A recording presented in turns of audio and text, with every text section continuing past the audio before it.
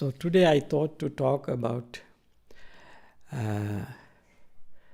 the right mental action, verbal action and bodily action, how we have to deal with all these things, and what are the bases we have to cultivate for having right mental action, verbal action and bodily action.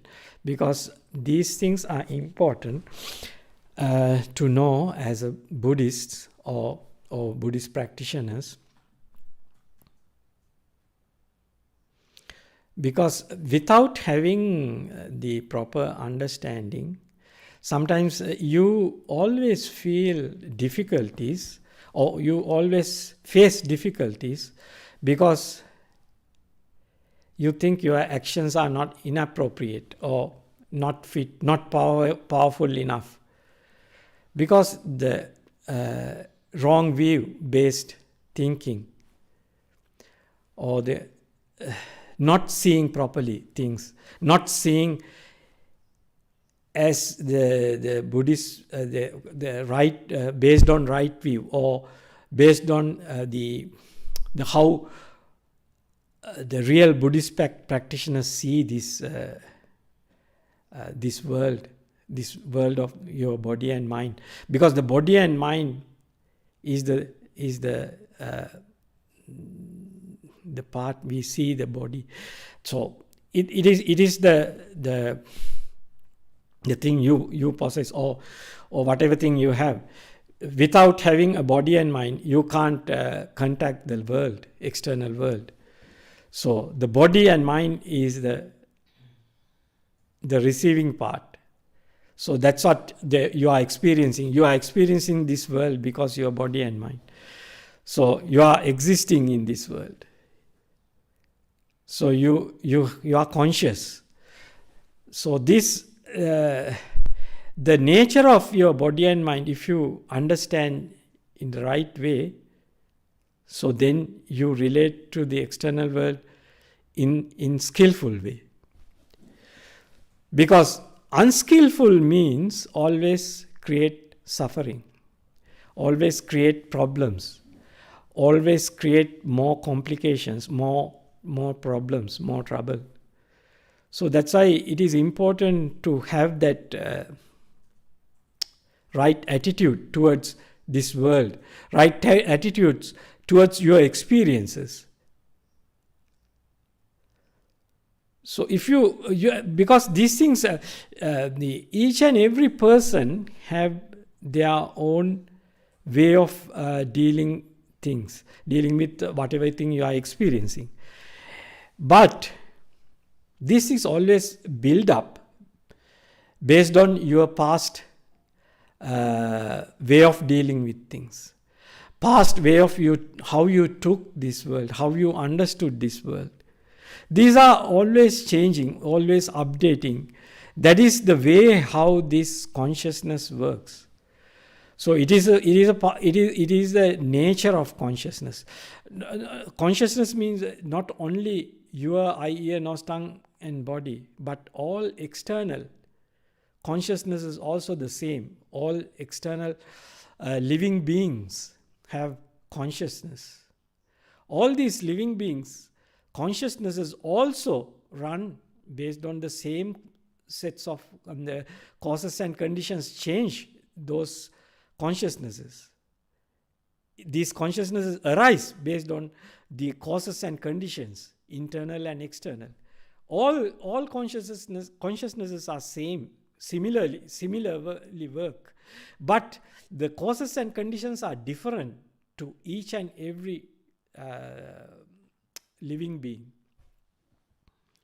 So therefore, their reactions are pop up. That is mentally, bodily, and verbally.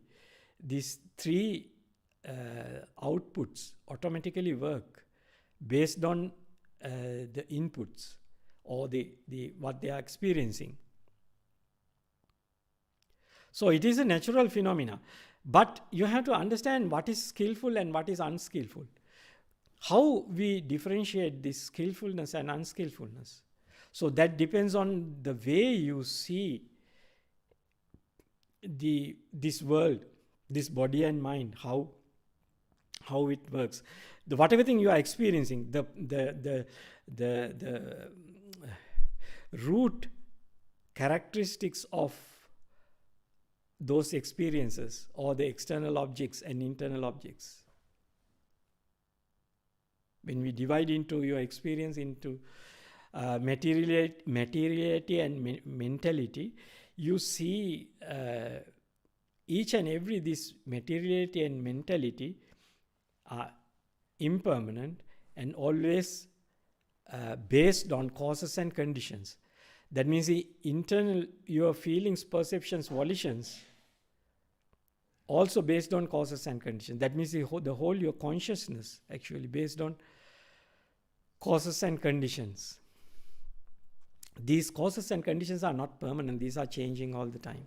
So that's why your internal system is changing. Therefore, your experiences are changing. At the same time, the causes also change based on different causes and conditions. So this reality you have to keep in mind. Then you see the world in the right way. So then you can develop the skillful means how to deal with the world when you have to deal with. Because these are not permanent things. Your experiences, your forms, feelings, perceptions, and volitions are not fixed. They are changing. So if you know, you don't give a big value to these feelings, perceptions, and volitions. You can quickly let go. You can quickly release your mind from these things. Because each and every person's actions and reactions always based on that moment, which karma is ripening in their mind, and how his actions and reactions arise. So these are always uncertain. You can't predict easily. So these things are based on different causes and conditions. So the only thing, if you know this internal and external phenomena is uncertain, so you are kind to yourself and you are kind to other living beings. So you don't worry. So this understanding is important. Then you can easily build up skillful behaviors, and you understand how to develop this right attitude, and then right verbal actions and bodily actions, and right livelihood. So you don't worry. Because the strong greed actually based on wrong view. You need something to live. You have to talk to other people. You have to deal with other people. You have to do some work to live in this world.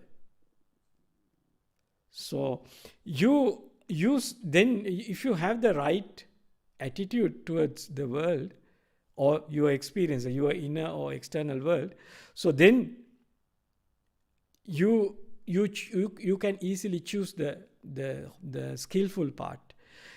Let go the unskillful part, because the unskillful part always create more unhappiness, more suffering, more troubles within yourself and the external world, all the people, where you live in your society and everywhere. You can create problems when you are using unskillful verbal actions, bodily actions, and wrong livelihood.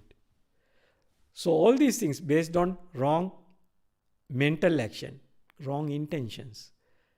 Wrong intentions come from the wrong view. So that's why, as a Buddhist monk, we can encourage people to see the world in the right way. So then your mind naturally start calming down, and your mind becomes settled down, and that is the cause, that is the root cause to calming down your mind. So you should everyone should understand this greed, hatred are unskillful, greed-based actions, verbal actions, bodily actions. But sometimes these things just come out from your body and mind.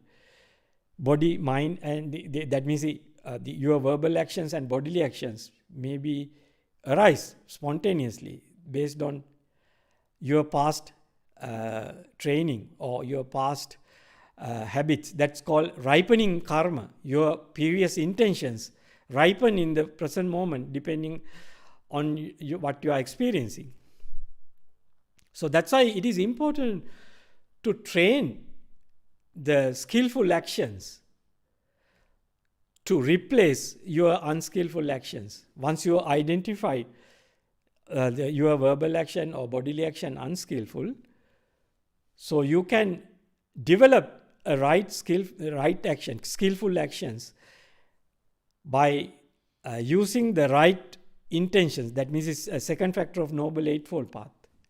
Non-greed, that means the non-harming thoughts, non-ill will thoughts, and non-sensual thoughts.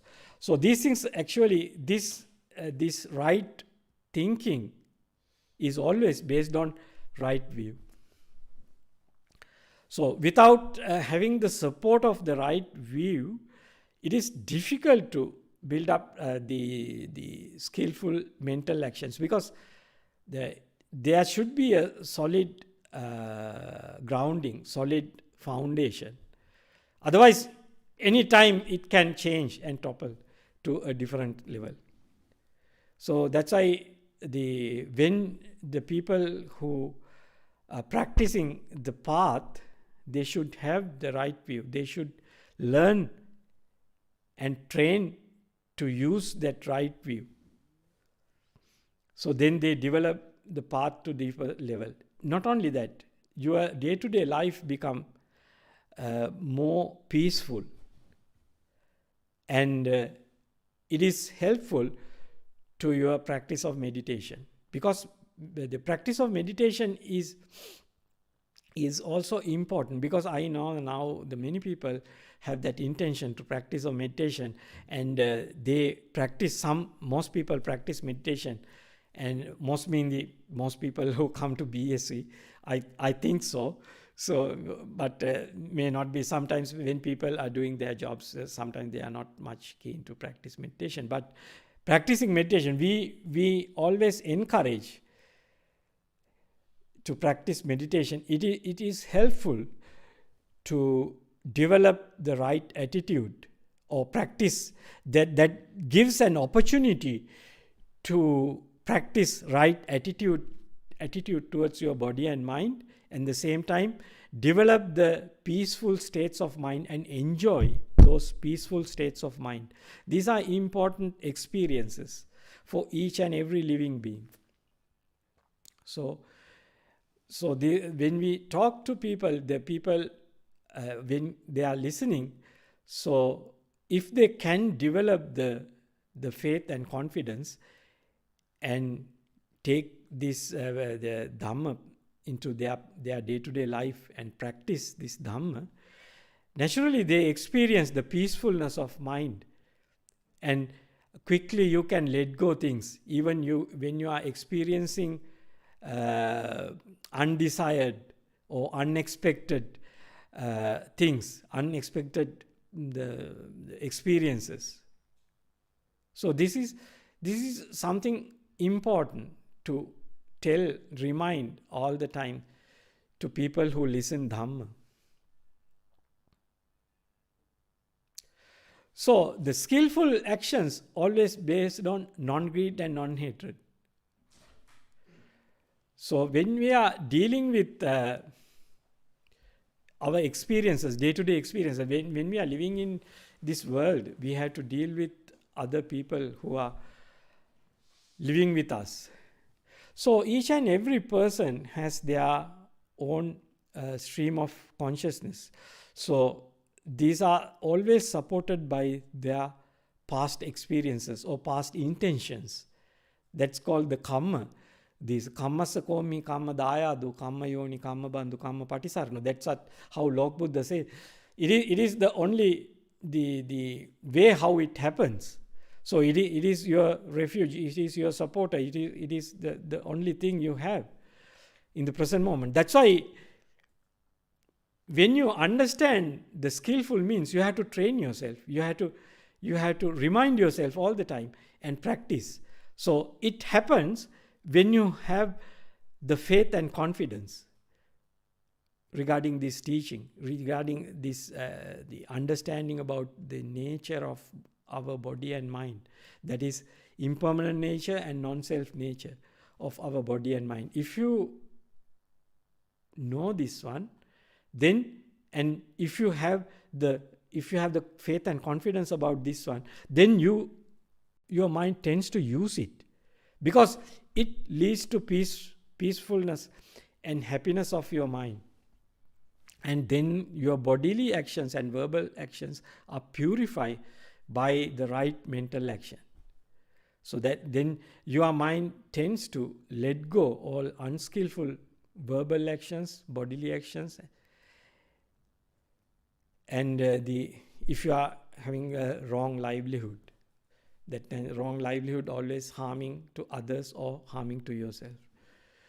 So whatever livelihood you are using. So your mind tends to abandon that kind of livelihoods and practice the better and non-harming to yourself or others, and not falling into unskillful mental states again by practicing wrong verbal actions, bodily actions and livelihoods.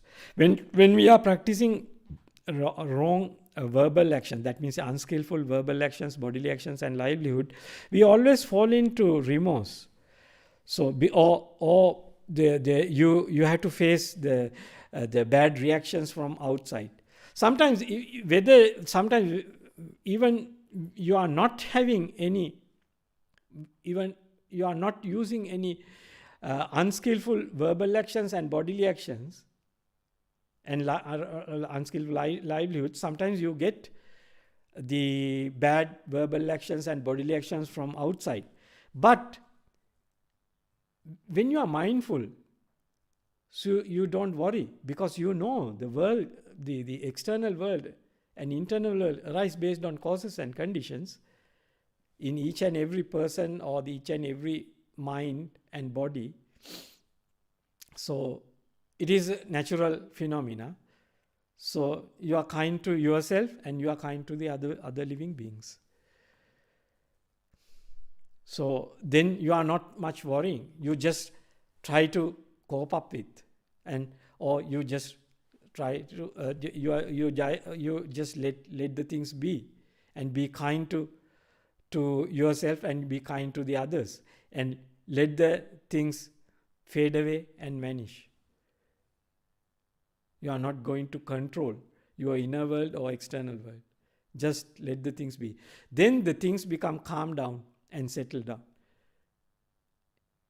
If you try to control yourself or external world, sometimes you are not able to do it. Then you are become unhappy, discontented. So this is the way how we have to relate with the world. But in some instances, you can help others mindfully, because if the other people have the faith or confidence regarding you, so towards you, so then you can show others to what is skillful and what is unskillful, what is the right view and what is the wrong view. So then people can correct themselves. So then if they have the faith and confidence, they can correct themselves. So they can avoid unwholesome verbal actions and bodily actions.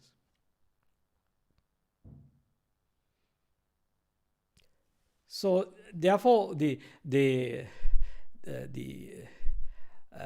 divisive speech, harsh speech and frivolous speech and the false speech, these all the wrong speech, the wrong way of speaking.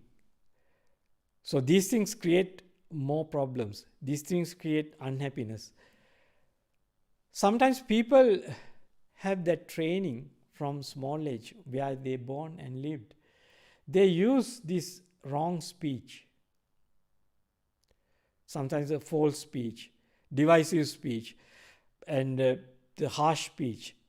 Most of the time, this false speech and harsh speech you can see, and the frivolous speech. So you sometimes speaking nonsense. So not the things have no actually value. Actually, this this wrong, the frivolous speech develop sometimes the so much of proliferation in mind, and see things in so many unnecessary stuff. Your mind is scattered in this many different ideas, many speculations. So just wasting time. If you go to the roots, you see these perceptions, these volitions, these feelings are impermanent, always change based on causes and conditions. Why should we worry about whatever thing arises in our mind? So people can talk thousands of things, but all these things are changing. So no need to waste time for this thinking and go to too much details and proliferation. Just think about the impermanent nature and just let go. Free your mind from those unnecessary thinking and talking and doing things. So then you can develop the peaceful mind. So if you cultivate these values, that is the root cause to develop the 6th, 7th and 8th factors of Noble Eightfold Path. That is right effort and right mindfulness. Because right mindfulness always supported by the right view and right intentions.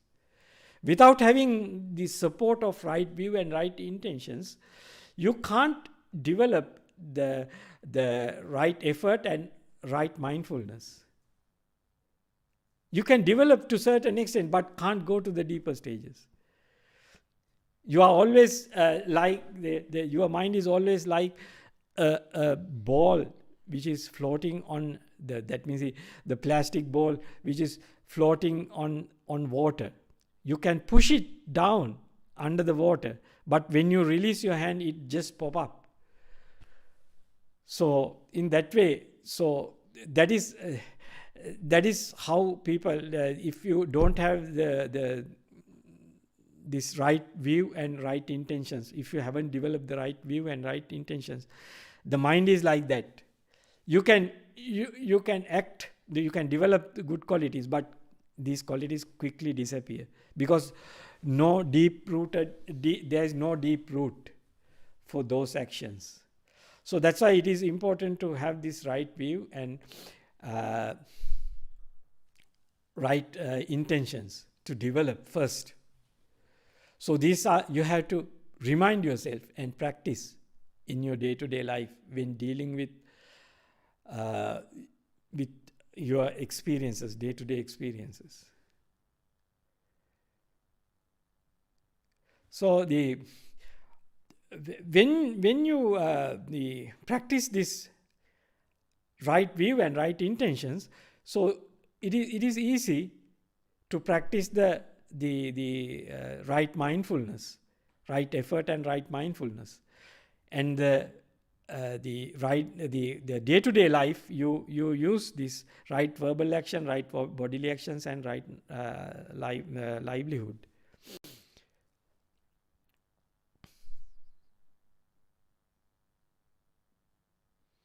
So the meditation, when you practice meditation with letting go, so first part of the meditation is the practicing the right effort.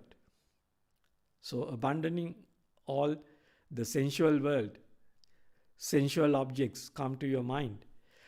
So then in this practice, you actually train yourself to let go the five sense world objects.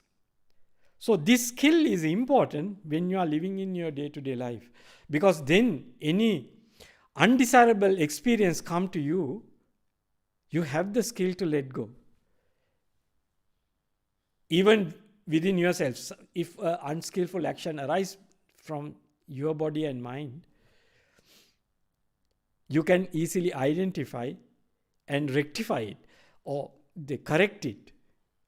On the other hand, if the undesirable action comes from the outside, that means another person is acting badly, so you can make your mind calm without reacting or helping that person to overcome his bad reaction in a skillful way. You have to develop these skillful actions and skillful means. Then you can calm down yourself and you can help others to calm down themselves also.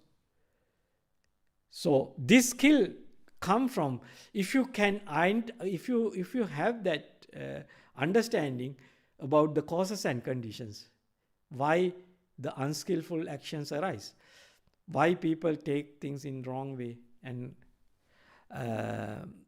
what are the causes and conditions related to the external, that means the person who is acting in front of you. So if you can understand, you can deal with in the right way, or otherwise you can calm down your mind without reacting. So this is the part of the Dhamma. This is the way how we develop the skillful karma, skillful intentions, and skillful verbal actions and bodily actions. So you can understand in the way of the teaching of karma, because karma is your past intentions. These are intentions leads to verbal actions and bodily actions. So the present moment, the intentions arise in your mind. The bodily actions and verbal actions arise in your body and mind based on your past intentions and past practices. So that is the way how this each and every body and mind works. No exception for anywhere in this world. It is the nature of body and mind. So your body and external bodies, internal bodies, all same Dhamma, same reality. So when you bearing this understanding in your mind, you can deal with your body and mind and external bodies and minds in skillful way, without creating the more suffering, more problems. Let the things arise and pass away. Be kind, be soft and gentle to the whole world. So it is that kind of day-to-day behavior create happiness in your mind. This happiness is important when you are practicing meditation. The happiness of unblemishedness. This is called, the Lord Buddha say, anavajya sukha, avyaseka sukha. So these are important. That means you don't need to tame your mind, because you have trained the calm mind, skillful mind, let go things. Once you develop these actions, mental actions and bodily actions, you are happy when you sit for meditation. You are already prepared to meditation. You can easily let go things. You are not worried. Whatever things arise in your mind, you just let them fade away. Let the things be and let the things fade away. You are not worrying about whatever thing arise in your body and mind. You are kind to those things.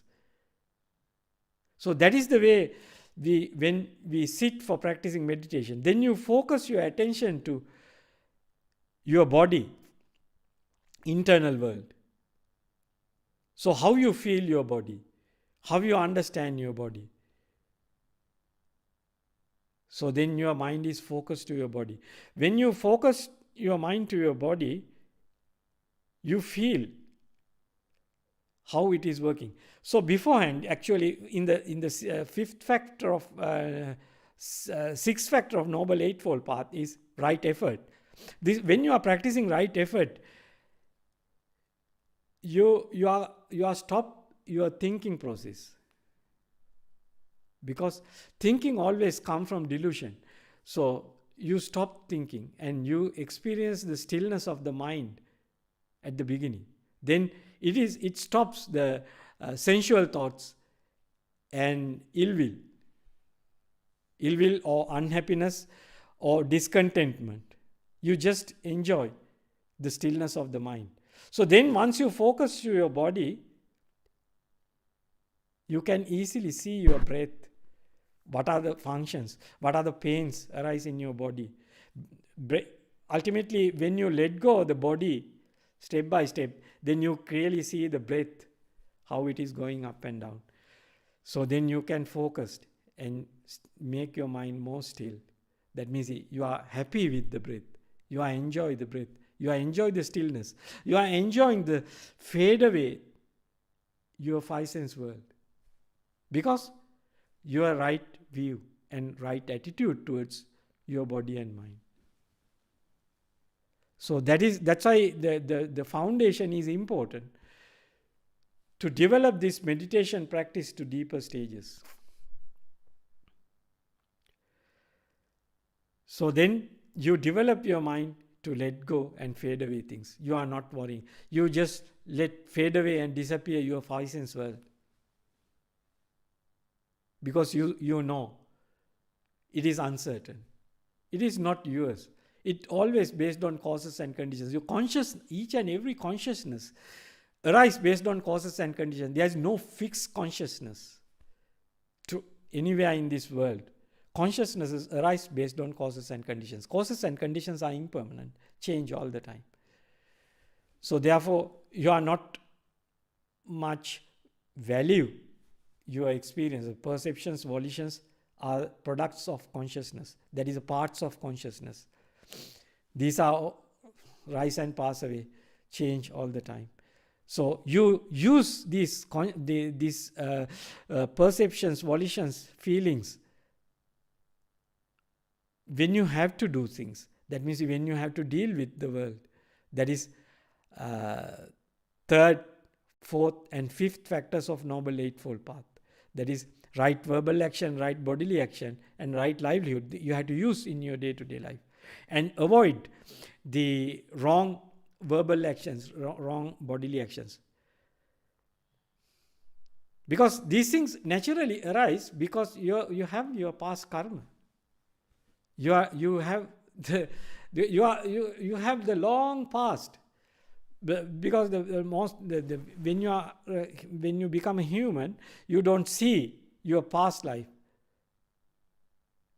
How you came to this life. What are the causes and conditions behind this? Why you came to this life? Why you choose this country or this home and this mother, this father? Why you have chosen? So you don't see these things. But you can see when you develop your mind to a different level. So that's why Lord Buddha showed us a path to see this reality, the big picture. How this the life to life, how this consciousness goes, this existence or this stream of consciousnesses are going life to life, and support by the past intentions. How it supports by the past intentions. So these things you can clearly see when you develop your mind to the higher levels. That means once you fulfill the Noble Eightfold Path, so when you develop the fourth jhana and perfect it and practicing the 7 enlightenment factors, then you get the ability to go beyond this the human realm and go to the different realms and see the world in a different perspective. So these things, actually now the scientists also do the research work on these things, and I have seen the research papers published in many the universities. So these things actually they actually found some people have that ability to bring their mind beyond this human realm. When they bring their mind beyond this human realm, so their body, this body become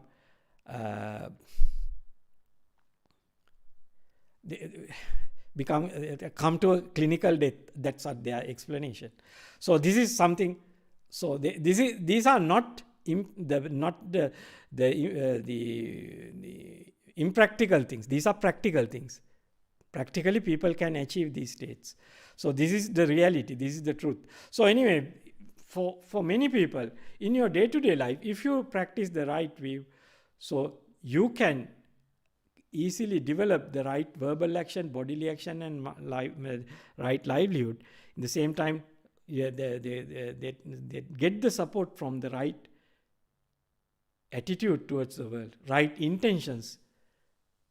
Because when you are practicing the right view, you naturally get the right intentions or right attitude towards the world.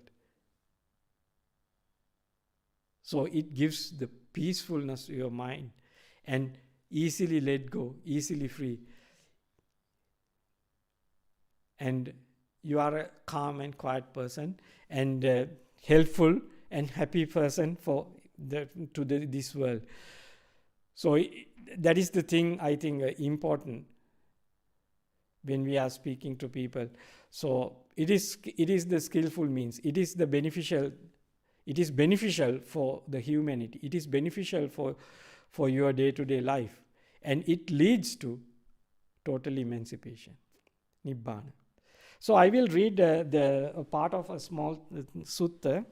So no, this is a big sutta. I read a small part of it. So these are the Sabbasava Sutta. So the old taints. So I will read the first part of this sutta. So I think it is good to remind that Lord Buddha also talked these things in different. This actually, if you can read and understand this sutta, is very good. So, but this is very deep sutta. But I will read this, how Lord Buddha taught to monks those days. Okay. This is Majjhima Nikaya Mula Pannasa Sabbhasava Sutta. Majjhima Nikaya, first 50s, second sutta, all the taints. This is Venerable Bhikkhu Bodhi's translation. Bhikkhus, I say, this is just an extraction of the sutta, not the whole sutta. I will read it. Bhikkhus, I say that the destruction of the taints is for one who knows and sees, not for one who does not know and see. Who knows and sees what? Wise attention and unwise attention. When one attends unwisely, unarisen taints arise and arisen taints increase. When one attends wisely, unarisen taints do not arise and arisen taints are abundant. Because there are taints that should be abundant by seeing.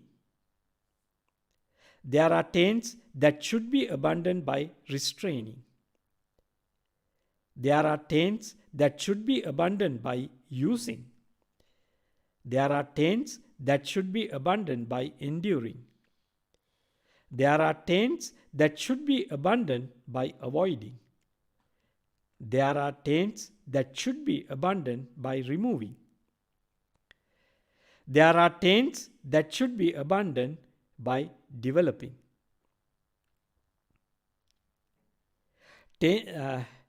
Tends to be abundant by seeing. What tends bhikkhus should be abundant by seeing? Here, bhikkhus, an untaught ordinary person who has no regard for noble ones and is unskilled and undisciplined in their Dhamma, who has no regard for true men and is unskilled and undisciplined in their Dhamma, does not understand what things are fit for attention and what things are unfit for attention. Since that is so, he attends to those things unfit for attention, and he does not attend to those things fit for attention. What are the things unfit for attention that he attends to? They are things such that when he attends to them, the unarising taints of sensual desire arise in him, and then arising taints of sensual desire increases, and unarising taint of being arise in him, and then the unarising taint of being increases. The unarising taint of ignorance increases in him, and then the arising taint of ignorance increases. These are the things unfit for attention that he attends to. And what are the things fit for attention that he does not attend to?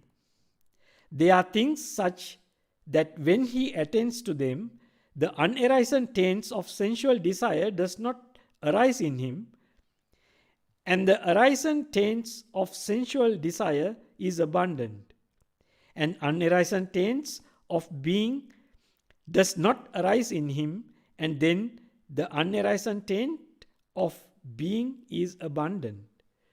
The unarising taint of ignorance does not arise in him, and the arising taint of ignorance is abundant.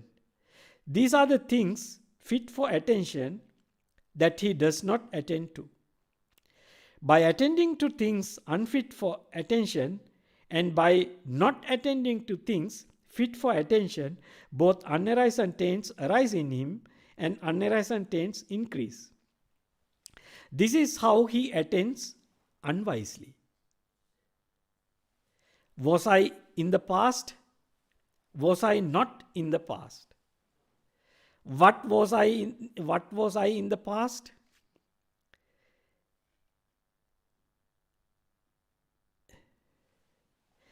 How was I in the past? Having been what? What did I become in the past? Shall I be in the future? Shall I not be in the future? What shall I be in the future? How shall I be in the future?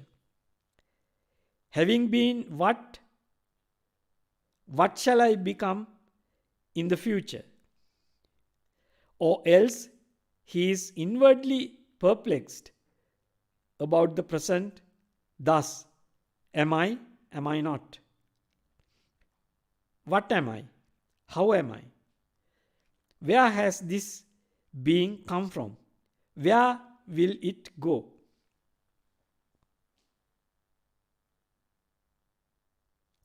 When he attends unwisely in this way, he has some such view as this. It is this self of mine that speaks and feels and experiences here and there the result of good and bad actions. But this self of mine is permanent, everlasting, eternal, not subject to change, and it will endure as long as eternity. This perspective view, bhikkhus, is called the thicket of views, the wilderness of views, the contortion of views, the vacillation of views, the fetter of views, fettered by the fetter of views. The untaught ordinary person is not freed from birth, aging, and death, from sorrow, lamentation, pain, grief, and despair. He is not freed from suffering, I say. Because a well-taught noble disciple who has regard for noble ones and is skilled and disciplined in their Dhamma, who has regard for true men and is skilled and disciplined in their Dhamma, understands what things are fit for attention and what things are unfit for attention. Since that is so, he does not attend to those things unfit for attention, and he attends to those things fit for attention. What are the things unfit for attention that he does not attend to? They are things such that when he attends to them, the unarisen taint of sensual desire arises in him, and the arisen taint of sensual desire increases. The unarisen taint of being arises in him, and the taint of being increases. The unarisen taint of ignorance arises in him, and the arisen taint of ignorance increases. These are the things unfit for attention that he does not attend to.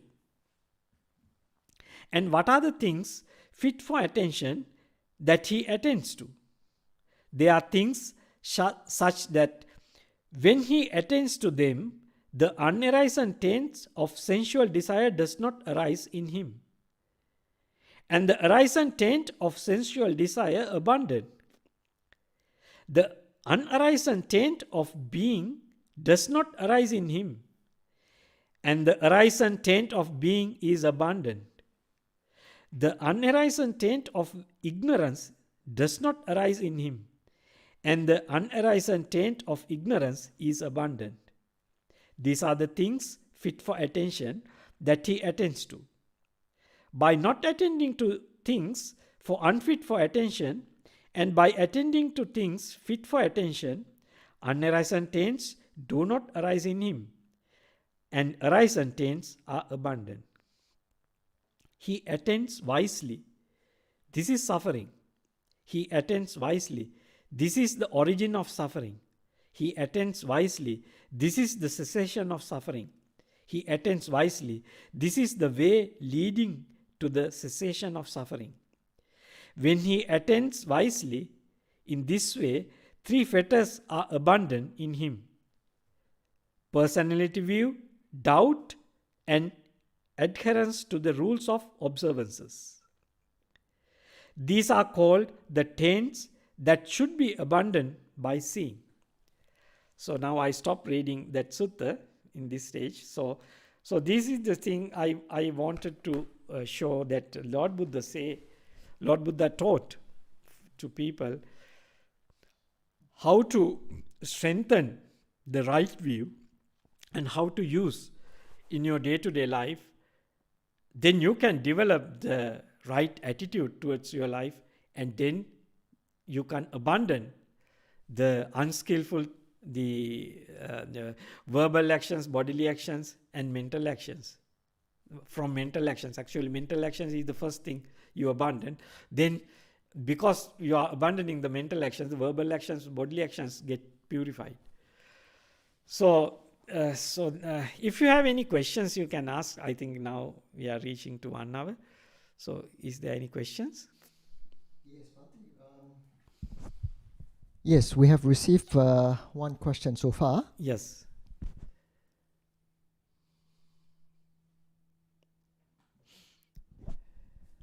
The question is it possible for leaders of countries who were involved in wars to attain a favorable rebirth if their intention were to elevate the suffering of their people, not cause more? not cause more. Yeah. You know, I mean, they wanted to elevate their suffering. That's the main aim. Yeah, actually, sometimes when people engage in the wars, how they engage in the war, that is the important part. If they develop the strong hatred, strong greed, so these things lead to the more remorseful mental state later. So the remorse is the one you bring to the lower realm of existence. So sometimes people don't involve in wars, but they allow to happen the wars, or they give the consent to wars.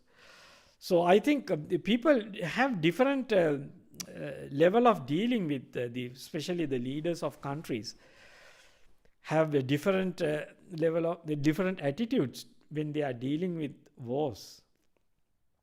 So sometimes they want to make more peace by doing wars, all based on wrong view, possibly. But they have the good intentions within themselves. So that's why sometimes they get a lot of pressure from the other people to go to the war and fight and stop the enemy. Otherwise, majority people suffer. Majority people, they get a lot of harm. So they have to, once they become the leader of the country or leader of the community, they have to face this kind of situations.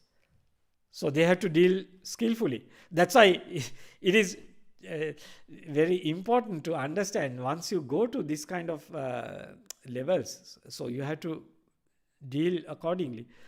So sometimes you become unhappy later. You are not, because once you go to a war, you have to kill people. So the leader of the country not killing anyone, but he has to give orders to solve the problem. That means when army go for action, so they do whatever thing come to their mind, the people in action, and each and every person has their own mind. So what are the causes and conditions govern their mind? These are also important. So we don't know, these are very complicated. So that's why the people, if the person who govern the country have the good mind, so sometimes they may get a good rebirth.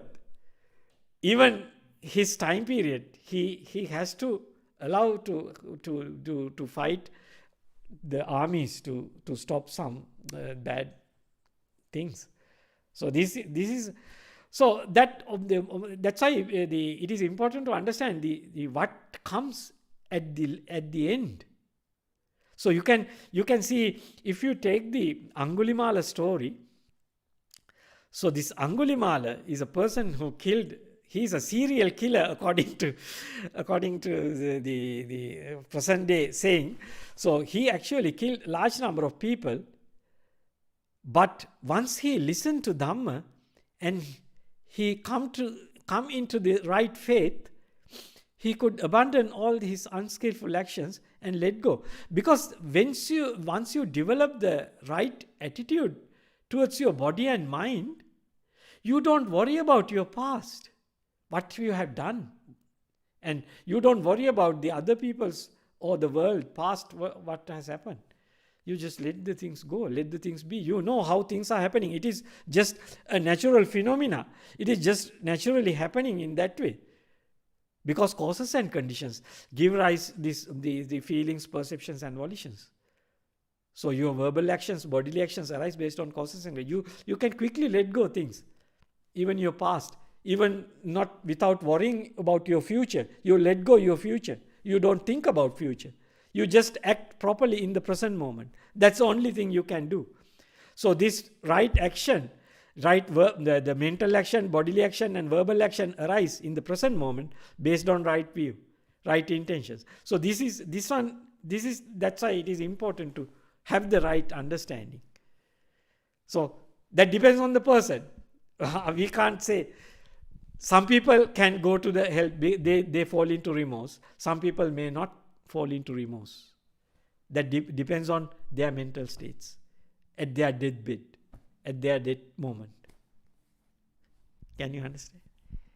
Okay, interesting. So the next question is, how do we deal with people whose actions are unskillful and they don't have any remorse? Yes, it is true. Some people don't have remorse when they do the unskillful actions. Why? They have a different view regarding their body and mind. So these things you have to expect everywhere in this world. Very few people understand the right view and skillful actions, and what is skillful and what is unskillful, what is wise attention and what is unwise attention. Very few people understand. That's why you have to find out. You have to follow the right thing and directly experience the benefits, the value of the right view and the skillful actions and unskillful actions. You have to differentiate and understand and practice the right actions, verbal and bodily and mental actions. Then you see the benefits within yourself. Then you thoroughly know this is right, this is wrong. Otherwise you don't know. You have doubts, you have speculation. So you have to, how you abandon is the finding out the right view and practice it and see how it works. Sometimes you may take the wrong view as right view. So when you are practicing, you see the complication. Then you have to find out the teachers or the practitioners who are practicing this path correctly. So then you can understand gradually.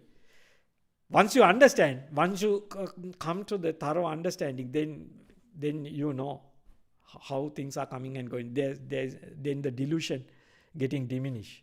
That's why the Lord Buddha say the ignorance here. When this Sabbasava Sutta, when you are associating with the noble people or the people who develop their mind to higher stages or understand the reality. So when you learn their Dhamma and practice their Dhamma, then you can develop the skillful, the mental actions and bodily actions, because you are understanding the right view first. So this is how it works. That is how it comes to you. Am I answered the question? Yes. Sort of. So just to expand that a little bit, so the question also asks, then how do you deal with people, right, whose actions are unskillful? So that is important, because when you have the right view, when the unskillful actions come from the outside, you deal with in the skillful way, because you are not falling into unskillful actions. You kind to them, because sometimes you can't convince the other person that you are doing something wrong. So then only thing you can do is calm down your mind and let the things be. Let the things, you have to avoid some instances you have to avoid, like when you are going in a forest, a crazy buffalo come to you. So some animals are very fierce. So if you know about this kind of animals are living in a forest, you have to avoid the forest. That is what Lord Buddha says. You should not go there and try to test your strength. Then you will face another trouble. So that is not the way. Just avoid that kind of situation. Or sometimes you see some people have that kind of bad actions only for short time. So you have to be patient. You have to be kind. Let the things arise and pass away. So things are come and go. None of these things are permanent, fixed. Some people don't understand actually Dhamma. So their actions, the bad actions can arise time to time. If you have to live with them, so you have to be always patient, calm and quiet. So sometimes you are facing that kind of situation. That is where you born, where you lived, what you have to do. So these things always come from this long course of this path, that means the natural phenomena, this body and mind phenomena. Why you come to this life, what are the causes and conditions, why you born in the here and there, so what are the causes and conditions. These are all the long course of happening things. That's why we are come to the passive stage. We are kind to all living beings. Let the things be, and let the things they fade away and disappear. So we have to, when we are having the right view, we naturally develop these qualities of our mind, qualities of our verbal actions and bodily actions. We develop that quality.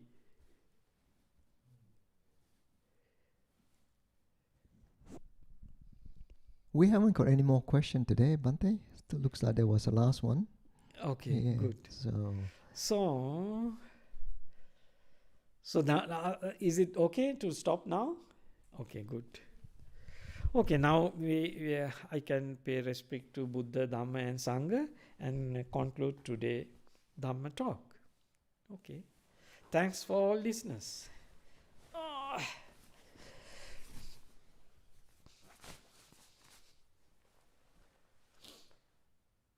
Arahang Samma Sambuddho Bhagava Buddhang Bhagavantang Abhivade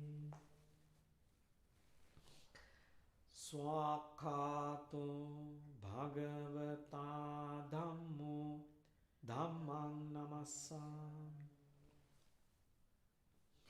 Supatipanno Bhagavato Savaka Sangho Sanghang Namah